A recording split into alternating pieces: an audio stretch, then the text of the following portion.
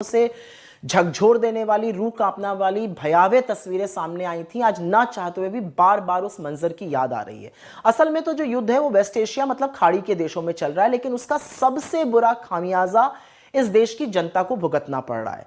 जो सरकार कह रही थी कि हमारी पर्याप्त तैयारी है, हम पूरी तरह से तैयार हैं, उसी सरकार ने अब एसेंशियल कमोडिटीज एक्ट लागू कर दिया है। अभी 10 दिन पहले तक ढिंढोरा पीट रहे थे कि हमारे पास पर्याप्त तेल और गैस है, तो फिर ऐसा क्या हुआ कि ईसीए लगाने की जरूरत आ पड़ गई। सरकार कुछ भी खोखले दावे कर ले, लेकिन जमीनी हकीकत यह है कि देश के तमाम क्षेत्रों में गैस और तेल की किल्लत साफ दिख रही है। लोग लाइनों में लगे हैं, लोग परेशान हैं। मुंबई में तमाम होटल्स और रेस्टोरेंट इसलिए बंद हो रहे हैं क्योंकि कमर्शियल एलपीजी सिलेंडर की कमी हो गई है। बेंगलुरु होटल एसोसिएशन ने कहा है कि कमर्शियल गैस की सप्लाई रुकने से कारोबार बुरी तरह से प्रभावित हो रहा है। कई जगह तो सिर्फ चाय और कॉफी अवेलेबल है, यह भी लिखकर टांग दिया गया है। चेन्नई और हैदराबाद तक के कई रेस्टोरेंट मालिकों ने कहा है कि अगर गैस सप्लाई जल्दी बहाल नहीं हुई तो खाना बनाने का काम तुरंत बंद करना पड़ सकता है। पुणे में एलपीजी की कमी से जो गैस का शवदाह गृह है, जो वहां का शमशान है, वो अस्थायी रूप से बंद हो गया है। गुजरात में जो एनर्जी बेस्ड इंडस्ट्री है उसको बंद करना पड़ा है। हजारों लोग बेरोजगार हो रहे हैं।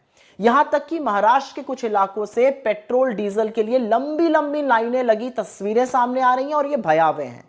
और ये पुख्ता खबर है कि जो तेल कंपनीज हैं, आईओसी, बीपीसीएल, एचपीसीएल, इस तरह की जो कंपनीज उन्होंने राशनिंग की है, वो डीलर्स और गैस एजेंसियों को गैस नहीं दे पा रहे हैं। तमाम ऐसे लोग हैं जिन्होंने 10 दिन पहले गैस बुक करी थी, उन्हें अभी भी गैस की डिलीवरी नहीं मिली है। लोग किल्लत की आशंका से वास्तव में चिंतित और परेशान है क्योंकि उन्होंने पहले ये भुगता हुआ है। जो सरकार बार बार कह रही थी हम किसी भी संकट से निपटने को तैयार हैं, उस सरकार का इस किल्लत से निपटने का क्या प्लान है? क्योंकि विपक्ष को गाली देने से या नेहरू जी को कोसने से इस बार काम नहीं चलेगा।